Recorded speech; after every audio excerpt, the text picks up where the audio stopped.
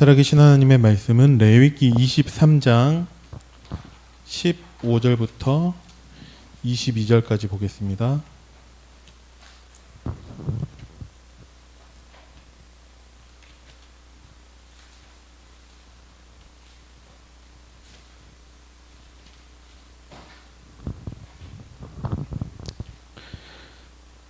레위기 23장 15절부터 22절 구약성경 182페이지에 있습니다. 우리 다 같이 합독하겠습니다. 시작. 안식일 이튿날 곧 너희가 요제로 곡식단을 가져온 날부터 세어서 7 안식일의 수요를 채우고 7 안식일 이튿날까지 합하여 50일을 계수하여 새 소제를 여호와께 드리되 너희의 처소에서 10분의 2 에바로 만든 떡 2개를 가져다가 흔들지니 이는 고운 가루에 누룩을 넣어서 구운 것이요 이는 첫 요제로 여호와께 드리는 것이며 너희는 또 이 떡과 함께 1년 된 흠없는 어린 양 7마리와 어린 수소 1마리와 순양 2마리를 드리되 이것들을 그 소제와 그 전제 제물과 함께 여호와께 드려서 전제로 삼을지니 이는 화제라 여호와께 향기로운 냄새며 또 순염소 하나로 속죄제를 드리며 1년 된 어린 순양 2마리를 화목제물로 드릴 것이요 제사장은 그 첫 이삭의 떡과 함께 그 2마리의 어린 양을 여호와 앞에 흔들어서 요제를 삼을 것이요 이것들은 여호와께 드리는 성물이니 제사장에게 돌릴 것이며 이날에 너희는 너희 중에 성화를 공포하고 어떤 노동도 하지 말지니 이는 너희가 그 거주하는 각처에서 대대로 지킬 영원한 규례니라. 너희 땅에 곡물을 벨 때에 밥 모퉁이까지 다 베지 말며 떨어진 것을 줍지 말고 그것을 가난한 자와 거류민을 위하여 남겨두라. 나는 너희의 하나님 여호와이니라. 아멘. 오순절 성전이라는 제목으로 우리가 함께 말씀을 나누고자 합니다. 지금 레위기를 계속 진행하고 있는데 레위기에서 우리가 분명히 기억해야 할 것은 이스라엘 백성들이 지금 광야에 있다라는 것입니다. 광야에 있다라는 것은 아무것도 없다라는 것이고 모든 것이 문제될 수밖에 없다라는 의미입니다. 그래서 우리 인생이 구원받았음에도 불구하고 우리의 구원이 이 당시 이스라엘 백성들에게는 출애굽과 같은 것을 의미하겠죠. 구원받았음에도 불구하고 우리들의 삶은 아직 광야에 머물러 있습니다. 그래서 많은 것들이 우리에게 없고 많은 것들이 우리에게 문제된다라는 거예요. 거기에서 하나님은 여러 가지를 통해서 이스라엘 백성들과 함께 하시는 하나님을 나타내고 계세요. 그래서 문제가 있을 때 문제에 집중해서 문제로 인해서 낙심하거나 문제를 어떻게 해결할까 염려하거나 문제 때문에 우리가 불신앙하는 것이 아니라 문제를 통해서도 우리가 함께 하시는 하나님을 바라보기를 원하고 계십니다. 그래서 우리에게 문제를 주신 거죠. 하나님은 지금이라도 이스라엘 백성들을 가나안 땅으로 옮길 수 있는데 이스라엘 백성들이 아직 가나안 땅에 들어갈 상태가 아니었기 때문에 여전히 그냥 광야에 머물러 있게 하시는 거예요. 이스라엘 백성들이 아직 노예 체질, 노예 근성도 다 버리지 못했고 정말 정복할 만한 그 어떤 것도 준비되지 않은 상태에서 광야에서 배고프다고 하나님께 원망하고 먹을 것 만나를 주시니까 고기 먹고 싶다고 또 칭얼대고 목마르다고 물 달라고 하나님께 또 떼를 쓰고 계속해서 그 이스라엘의 체질이 하나님 보시기에 아직 가나안 땅을 정복할 체질이 아니에요.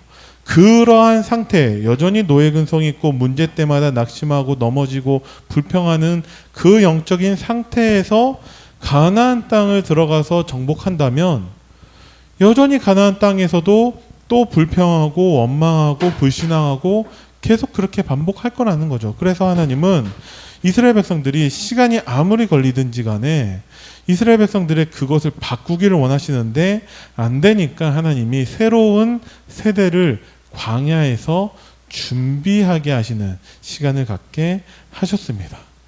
그래서 그 새로운 세대는 이전에 출애굽을 경험한 세대하고는 달리 정말 그 속에 노예 근성과 정말 복음 아닌 것들로 시작한 것이 아니라 하나님의 언약으로 시작한 세대이기 때문에 그들은 다른 모습을 하고 있죠.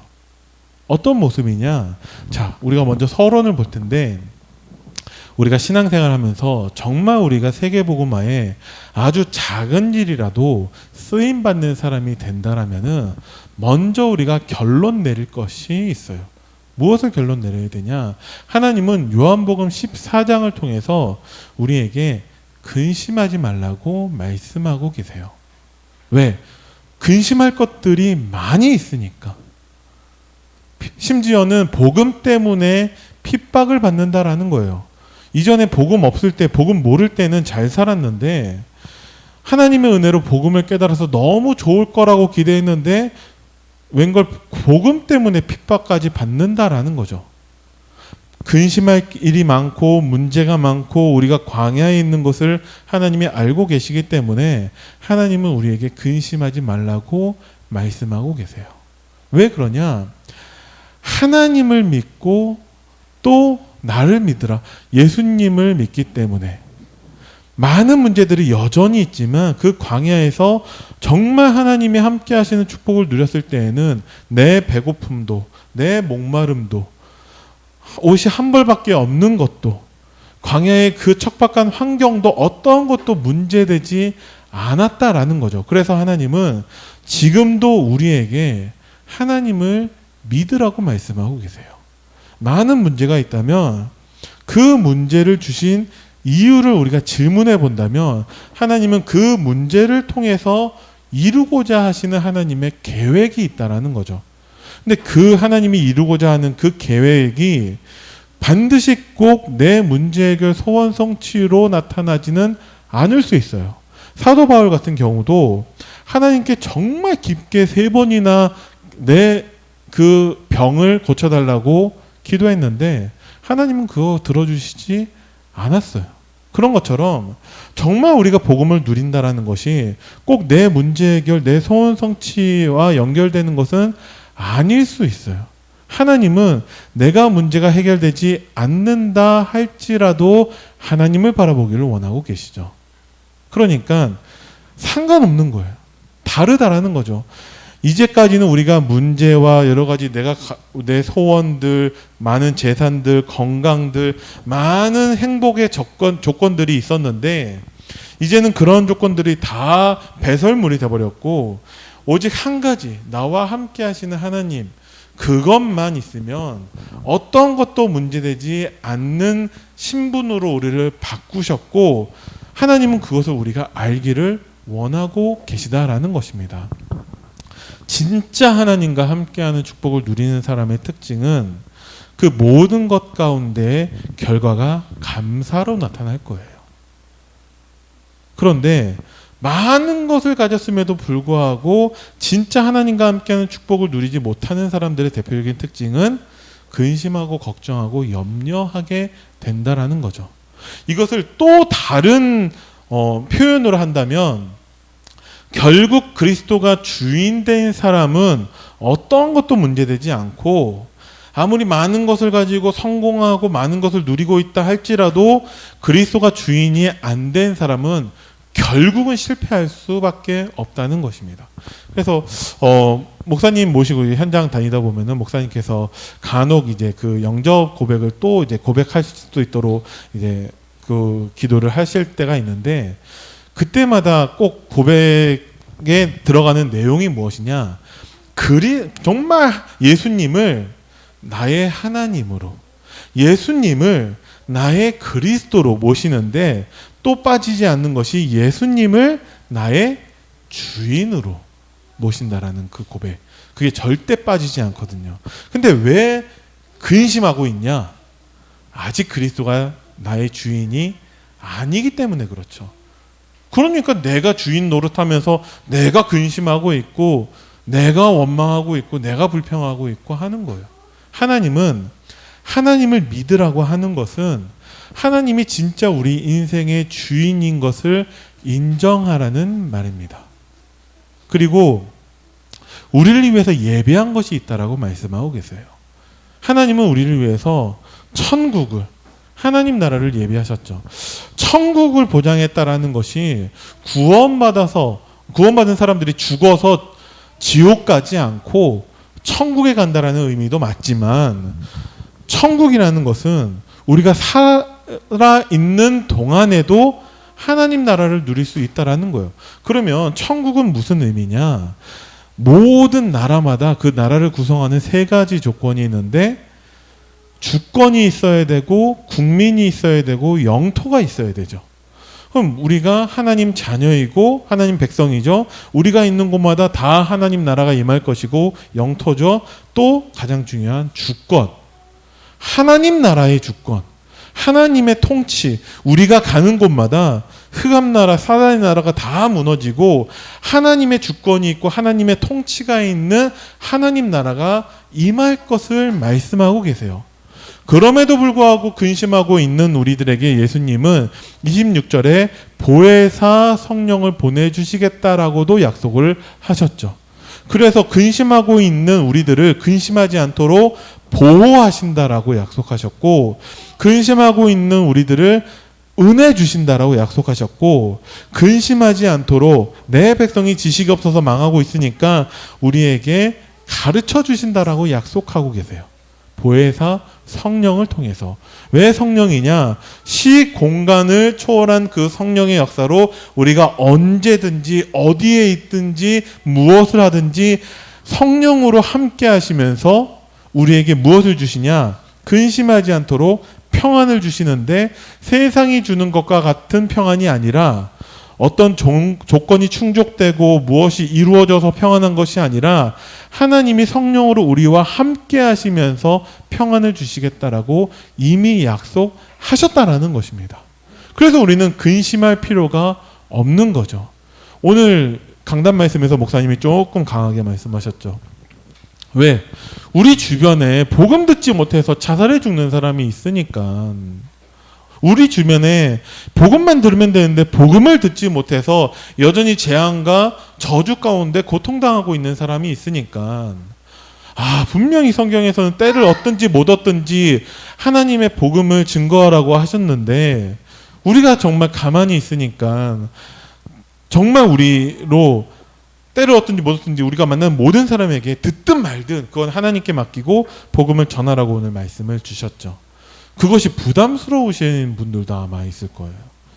왜냐하면 유광수 목사님도 그런 거는 부담스럽다라고 지금도 말씀하고 계시니까, 나는 성격상 모르는 사람한테 얘기 잘 못하고 잘 그러신다 하셨으니까.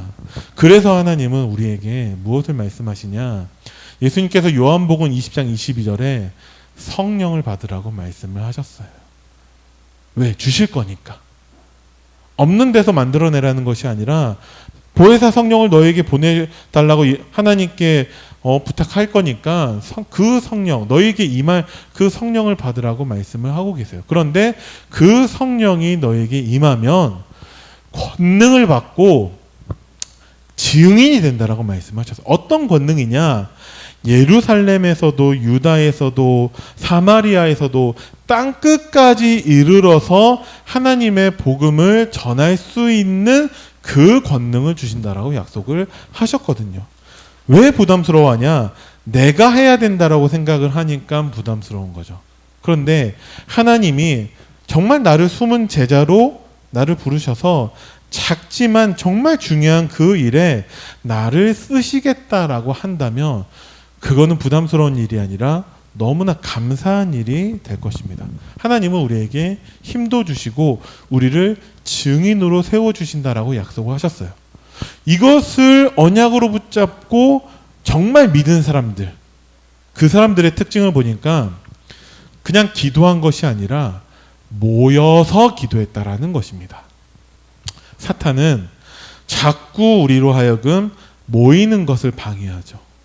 그래서 모일 때마다 우리는 예배 드릴 것이고, 모일 때마다 하나님의 복음을 들을 것이고, 모일 때마다 우리는 은혜 받을 것이기 때문에 사단은 자꾸 우리가 모이는 것을 방해하고 있어요. 전염병을 통해서도 방해하고 국가 권력을 통해서도 방해하고 어찌되었든지 간에 모이지 못하도록. 근데 정말 하나님의 언약을 붙잡은 사람들, 진짜 하나님을 믿은 사람들의 특징은 모이면 안 되는데, 잡혀서 죽을 수도 있는데 모여서 오로지 기도했다라는 것입니다. 그럼 우리가 먼저 모여져야죠. 예배로 모이고, 우리 교회 집중훈련으로 모이고, 기도로 모이고, 우리가 모이는데 정말 생명 거는 사람이 되었으면 좋겠습니다. 많은 기존 교회들, 우리가 그들을 비판 아닌 비판을 한다면 복음이 희미하다라는 얘기를 참 많이 하죠. 어떻게 하냐? 우리의 경험으로 알고 있다라는 거예요. 왜? 우리 가운데서 아니신 분도 있지만 저도 마찬가지로 기존 교회 출신이거든요. 정말 열심히 신앙생활 했었고, 진짜 많은 일들도 했었고, 정말 최선을 다해서 신앙생활 했는데 딱 한 가지, 복음만 몰랐다라는 거예요. 왜? 들어본 적이 없으니까. 한 번도 그것을 들어본 적이 없으니까. 그래서 우리가 그들을 정죄하는 것이 아니라 우리의 경험상 정말 복음이 희미한 많은 교회들이 있는데, 그런데 이상하게 복음이 확실한 우리들보다 더 많은 응답도 받아요. 성장도 하고 부흥도 되고 성전도 건축하고 이런 걸 참 많이 보거든요. 근데 그러면 그들이 뭐 때문에 그렇게 응답을 받을까? 복음도 확실하지 않은데 그것을 가만히 들여다보니까 딱 이거더라고요. 모여서 그들은 기도하고 있어요. 그들은 정말 생명 걸고 모이고 있다라는 거죠. 복음이 희미한데, 예를 들어서 지금 코로나19가 이제 계속 또 2차 확산되고 3차가 있을 수도 있고, 그러다 보니까 정부에서 모이지 말라 하고 2.5단계 3단계 이런 얘기하면서 특히 교회 대면 예배 드리지 마라 그랬을 때 전국에서 많은 교회들이 그런 얘기를 하더라고요. 우리에게서의 예배는 생명과도 같다. 그런 얘기 참 많이 했잖아요. 참 한편으로는 되게 안타까워요. 그들이 진짜 우리처럼 확실한 예수가 그리스도라는 복음만 알고 있다라면은 정말 어마어마한 역사가 일어날 건데, 근데 복음은 조금 희미한데 예배에는 생명을 건다라는 거예요. 아, 하나님이 축복하실 수밖에 없구나. 그들이 복음은 희미한데 하나님께 기도하는 그 열심은 누구도 따라갈 수 없다라는 거죠. 근데 하나님은 그거라도 기뻐하세요. 물론 그것으로는 세계복음화가 되지는 않겠지만 그것만으로도 하나님은 기뻐하시는 것 같아요. 그러면 우리가 확실한 복음이 있으니까 우리는 무엇을 해야 되냐? 모이는데, 예배 드리는데, 훈련받는데 우리는 정말 생명 걸어야 한다는 것입니다. 그때에 오순절 날이 이른다라는 거죠. 오순절 날이 이미 이름에, 그러면 끝난다라는 거예요.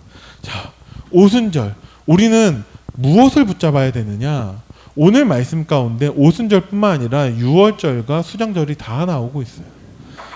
우리는 정말 새 절기를 뜻하는, 정말 하나님께 예배를 통해서 우리가 진짜 정말 응답받는다면, 우리의 정말 예배가, 정말 우리가 예배 성공을 한다면 예배가 전부이고 예배가 모든 것이고 우리가 예배에 올인하는 인생을 살 수 있다면 하나님은 운명을 바꾸시는 분이에요. 예배를 통해서.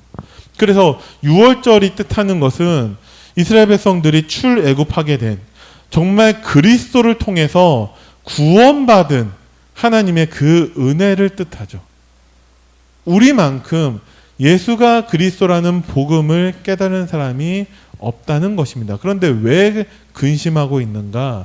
왜 우리가 문제에 낙심하고 있냐? 실제로 우리의 삶 속에서 그리스도의 축복을 누리지 못하고 있을 때가 많이 있다라는 거예요. 왜 그러냐? 내 생각에. 왜 그러냐? 내 경험에, 내 기준에 자꾸 주인이 아닌데 주인된 내가 드러나고 있다라는 것입니다. 하나님은 오순절을 통해서 구원받은 우리가 자꾸 낙심하지 않고 근심하지 않도록 성령으로 함께 하시고 능력으로 나타나시며 우리를 인도하고 계시다라는 것입니다. 이것을 우리가 예배를 통해서 계속 확인해야 된다라는 거예요. 우리의 오래된 체질이라는 게 우리가 복음 아닌 그 과거로부터의 그것이, 우리 가문으로부터의 그것이, 우리 조상들로부터의 온 복음 아닌 것이 그렇게 쉽게 바뀌어지지 않는다라는 거예요. 그래서 우리는 계속해서 그만큼 예배와 예배 때 선포되는 복음으로, 말씀으로 우리의 체질을 바꾸는데 우리가 생명을 걸어야 한다는 것입니다. 그때 하나님은 하나님 나라의 그 배경, 하나님 나라의 그 축복을 누리게 하실 줄을 믿습니다. 새절기는 이렇게 구원과 하나님의 성령의 능력과 우리의 배경을 나타내는데, 우리가 진짜 예배드릴 때, 우리가 진짜 찬양하고 우리가 진짜 기도할 때 주의 성령이 나에게 임재해달라고 정말 기도한다면, 우리가 그 중심으로 예배한다면, 이제까지는 우리가 광야길에서 염려하고 낙심하고 우리가 불신앙했었지만 하나님은 우리로 완전히 체질을 바꾸셔서 여호수아처럼, 갈렙처럼 정말 가나안 땅을 바꿀 그 사람으로 우리의 운명을 바꾸시고 우리의 영적 상태를 바꾸실 줄을 믿습니다. 또 예배를 통해서 받는 그 응답이 현장에 그대로 전달되어져요. 성경을 통해서 우리가 그것을 알 수 있다는 거죠. 내가 어떻게 해야지 생명건 헌신을 하겠냐가 아니라 우리는 생명건 헌신을 할 수가 없죠. 예배 때 받은 그 응답이 현장으로 전달되어져서 하나님이 역사하신다는 것입니다.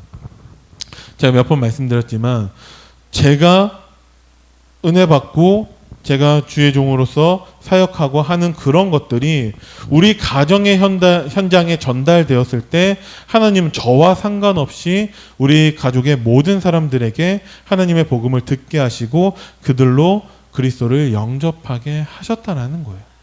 그게 하나님의 성경의 역사고 하나님이 하시는 방법이라는 거죠. 여호수아서의 3장에 여호수아를 중심으로 해서 이스라엘 백성들이 언약궤 따라갔을 때 요단강이 갈라지는 역사가 일어났습니다. 이스라엘 백성들이 여호수아를 중심으로 해서 성막에서 예배드리고 있을 뿐인데, 그리고 언약궤 따라서 그 성을 돌았을 뿐이죠. 그런데 그 여리고 성을 하나님이 무너뜨렸다라는 거예요. 우리가 어떻게 해야지 우리 주변에 있는 사람들에게 복음을 전하고 부여복음화, 나아가서 중부권과 이 나라와 아프리카와 전 세계 복음화를 할 것이냐? 우리는 할 수가 없죠. 그래서 하나님은 우리가 예배 성공하길 원하세요.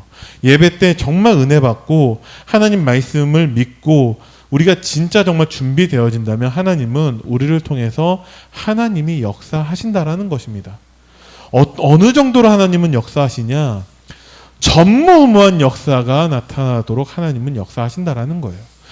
해가 멈추고 달이 멈추는 일이, 이것이 과학자들이 증명했다라고 하는데, 과학자들이 증명하지 않았다 할지라도 우리는 성경에 있는 말씀 그대로를 믿는 사람들이니까 하나님은 전무후무한 역사를 일으키시는데, 그러면 전에도 없었고 이후에도 없는, 그럼 우리는 이 응답을 못 누리냐? 우리에게도 하나님은 전무후무한 역사를 이루실 줄을 믿습니다. 저는 처음에 우리 가족이 영접했다는 얘기를 들을 때, 이제 전화로 받을 때 어머니께서 영접을 하셨다라는 얘기를 가장 먼저 들었거든요. 어머니께서 영적으로 갈급해지다 보니까 교회는 못 가겠고 아는 사람을 통해서 만난 게 신천지 사람이었거든요. 그래서 좀 이상한 것 같으니까 이제 매제도 이제 전도사인데 매제를 통해서 어머니 거기 좀 이상한 것 같습니다라고 했을 때 명절 때 제가 그 얘기를 듣고서 어머니를 이제 전도사님 한 분하고 연결을 해줬거든요. 그래서 어머니가 자연스럽게 다락방 하게 되시고 영접하고 하나님 자녀가 되었어요. 그때 당시 누나가 임신한 기간이라서 집에 자주 왔었는데 다락방에 참여하면서 누나도 복음을 듣고 영접했다는 얘기를 들었어요. 그것까지는 그냥 이해가 됐는데 아버지가 마지막으로 영접했다는 얘기를 들었거든요. 저는 그거는 솔직히 믿진 않았어요. 아버지가? 제가 우리 아버지를 아는데 아버지가? 근데 나중에 자세히 들어보니까 하나님께서 우리 아버지의 몸을 치셔가지고 한 2주간을 집에서 요양하게끔 만드셔서 자연스럽게 그 다락방에 참여하게 하시고 복음 듣게 하시고 아버지가 영접하게 하나님이 하셨더라고요. 하나님은 작은 거라 할지라도 우리에게 또 우리를 통해서 전무후무한 역사를 하나님이 이루신다라는 거예요. 내가 예배를 통해서 정말 은혜 받고 내가 예배를 통해서 진짜 응답 받는다면 역사는 하나님이 하신다라는 것입니다. 나는 은혜는 받지만 너무 연약하고 부족하고 난 가진 것도 없고 나이도 많고 나는 할 줄 아는 게 없습니다. 85세 된 노인 갈렙도 하나님의 언약만 붙잡고 있었을 뿐인데 그를 통해서 아무도 정말 건강하고 진짜 싸움도 잘하고 많은 것을 할 수 있는 사람들도 두려워 떨어서 도전 못하고 있는 그 현장을 갈렙이 점령한 것이 아니라 언약만 붙잡았는데 예배만 성공하고 있었는데 하나님은 갈렙을 통해서 그 안악산지를 점령하게 하셨다라는 것입니다. 마찬가지로 우리가 언약만 붙잡는다면 우리가 예배 성공한다면 하나님은 우리 주변에 있는 사람들 하나님은 우리에게 붙이실 거예요. 이 부여 지역의 모든 사람들에게 복음을 전하는 거 우리에게 하나님은 허락하시는 시간표가 반드시 있다는 것입니다. 조건은 우리가 진짜 예배 성공해야 된다는 것입니다. 예배를 통해서 하나님의 그 성령의 역사는 미래와 연결이 되어지는데 요에서 2장 28절에 그 아수르 시대에 무너진 이스라엘에게 주셨던 그 언약, 그 예언이 초대교회 때 성취가 되었다라는 것입니다. 베드로의 설교를 통해서 그것이 또 한 번 선포가 되어지고 이것이 그대로 하나님의 성령의 역사로 성취가 되었죠. 스가랴서 4장 6절에 바벨론에게 포로로 끌려갔는데 아무리 힘을 기르고 아무리 능력을 많이 나타낸다 할지라도 그것은 소용이 없고 오직 여호와의 영으로만 그 바벨론에서부터 해방되는 게 가능하다는 것이고 하나님은 성취하시죠. 그리고 로마 시대 때 완전히 속국된 그때 하나님은 오직 성령이 너희에게 임하시면 이 언약을 주시고 오순절 날이 이미 이르렀을 때 하나님의 그 언약을 하나님이 성취하셔서 하나님의 성령의 역사를 하나님이 나타내신다라는 것입니다. 그러면 우리는 어떻게 하면 되냐? 간단하게 말씀드리면 우리는 하나님의 말씀을 믿기만 하면 돼요. 그런데 예수님이 정말 현장에서 안타까워하시면서 하셨던 말씀은 무엇이냐? 이 믿음이 작은 자들아. 이 말씀을 참 많이 하셨죠. 제자들에게 동일한 그런 권세를 주셨음에도 불구하고 제자들이 병자들을 고쳐내지를 못해요. 예수님께서 내가 너희들과 언제까지 같이 있겠냐. 이 믿음이 작은 자들아. 저는 그게 우리들에게 하시는 말씀으로 예수님의 음성으로 들리거든요. 왜? 안 믿고 있으니까. 믿으면 된다. 어떻게 믿어야 됩니까? 그냥 믿으면 돼요. 그러니까 렘넌트들한테 그렇게 설명하는데 너희 부모님이 진짜 네 부모인 것을 매번 유전자 검사를 해가지고 그것을 확인하면서 믿지 않지 않냐. 하나님도 마찬가지로 말씀하신 그대로 지금까지 다 성취하신 게 성경에 기록되어 있으니까 하나님 말씀하신 그대로 강단 말씀 선포되는 그대로 그냥 믿으면 된다라고 얘기하거든요. 믿으면 됩니다. 하나님이 최고로 응답하시는 곳이 어디냐? 하나님은 예배를 통해서 응답하시는 분이시죠. 무슨 얘기냐? 모든 사람이 하나님의 형상대로 창조가 돼요. 하나님의 형상은 무엇이냐? 하나님은 영인 분인데 영적인 하나님께서 우리 인간과 교제하기 위해서 하나님의 형상대로 우리를 영적인 존재로 창조하셨다라는 거죠. 그래서 하나님과 교제하는 가장 대표적인 방법이 예배라는 것입니다. 그러면 우리가 주일날 주의 성전에 모여서 우리가 늘 드리는 그 방법 가지고 형식대로 우리가 예배를 드려야 되지만 남은 6일 동안의 그 현장에서는 하나님이 하시는 역사를 바라봐야 되는데 그럼 우리는 가만히 있냐? 그게 아니라 남은 6일 동안의 현장에서도 우리는 예배의 축복을 누려야 된다라는 것입니다. 예배가 무엇이냐? 하나님과 교제하는 것. 예배의 축복이 무엇이냐? 하나님과 교제하는 축복이겠죠. 그런데 우리의 삶을 돌아보았을 때 다 있는데 말씀만 없어요.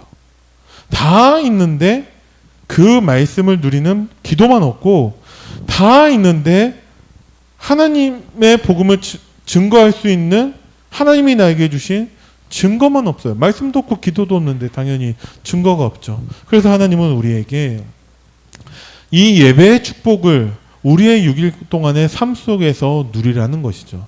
심지어 예를 들어서 정말 폭포수와 같은 비가 내리고 일주일 내내 계속 비가 내려서 밖에 한 번도 나가지 못한다 할지라도 내가 있는 현장에서 하나님은 예배의 축복을 누리기를 원하신다라는 것입니다. 혼자 있는 곳에서도. 그럼 성경의 많은 것들을 보면은 하나님은 예배의 축복을 말씀하고 계세요. 오늘 본문은 우리가 오늘 강단 말씀 열왕기상 19장을 다 읽진 않았는데 한번 나중에 19장을 보시면 엘리야가 진짜 정말 성령 충만해가지고 많은 능력들 나타내고 많은 역사 일어나고 난 다음에 결국은 낙심해요. 하나님이 하신 게 아니라 엘리야가 열심히 했기 때문에. 그래가지고 로뎀나무에서 이제 죽여달라고 막 그러고 있는 엘리야에게 하나님이 나타나시죠. 그래서 먹을 것도 주시고 힘 주시고. 하나님 어디로 데려가시냐? 40주 40야를 데리고 가신 곳이 호렙산이에요. 호렙산에서 하나님은 엘리야로 하여금 예배의 축복을 회복하게 하셨다라는 것입니다.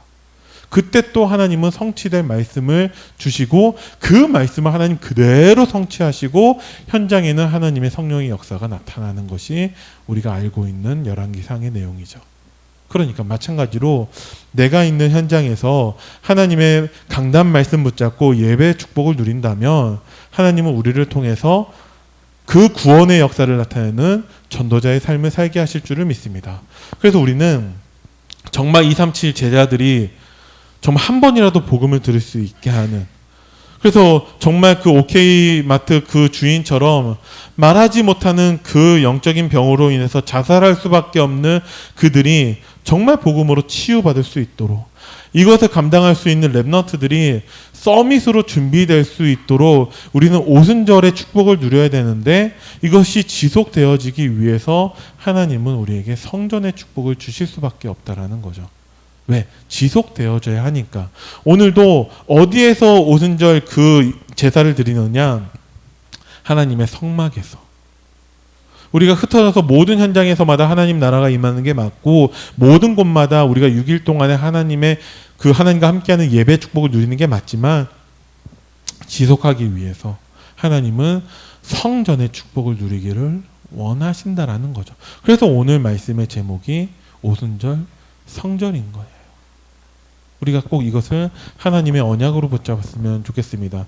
지난주에도 제가 말씀을 잠깐 드렸었는데 한 랩넌트가 저한테 질문한 것이 하나님 살아계신 것을 우리가 어떻게 알 수 있냐고. 그래서 저는 알 수 없다라고 했어요. 목사인 나도 하나님 살아계신 거 알 수 없다. 어떻게 알 수 있냐. 하나님은 영이신데 보이지도 않고 만질 수도 없고 느낄 수도 없는데 어떻게 하나님 살아계신 것을 우리가 알 수 있겠냐. 우리는 절대 알 수 없다. 하나님이 알려주셔야지만이 알 수 있다. 어떻게 알려주시냐? 말씀으로. 언제 알려주시냐? 그 말씀이 선포되는 예배에서. 에베소서 2장 8절 말씀에 우리가 은혜로, 정말 은혜로, 하나님 주신 은혜로, 정말 하나님 주신 그 믿음으로 말미암아 우리가 구원을 받았는데 이것이 하나님의 선물이라고 하셨거든요. 누구에게 선물 주시겠냐라는 거죠. 똑같은 성도라 할지라도 이 성도는 예배도 잘 드리고, 이 성도는 정말 기도하는 성도고, 이 성도는 정말 복음 전하기 원하는 성도고, 이쪽 성도는 똑같은 성도인데 예배도 잘 안 하고, 예배 오면은 그냥 잠만 자고 있고, 그러면 똑같은 성도지만 누구에게 하나님의 선물을 주시겠냐라는 거죠. 그래서 네가 당장 하나님 살아계신 거 확인하려고 덤벼들지 말고 예배 드리라고. 예배 속에 있으면 하나님이 살아계신 것을 체험하게 하실 거라고 얘기를 해줬거든요. 우리는 무조건 예배 성공, 정말 예배 성공이 우리 인생 성공인 것을 알고 우리는 남은 6일 동안에서도 예배의 축복을 누리면서 정말 하나님의 구원의 역사를 나타내는 숨은 제자의 응답을 누리기를 간절히 기도합니다. 기도하겠습니다. 살아계신 하나님 은혜를 감사드립니다. 오순절 성전에 모인 우리들에게 주의 영으로 충만하게 하옵소서. 렘너스들에게 중요한 영적 비밀을 전달하게 하옵소서. 오늘 주신 은혜와 응답을 6일 동안 내가 있는 현장에서 누리고 전달하게 하옵소서. 예수 그리스도 이름으로 기도드립니다. 아멘.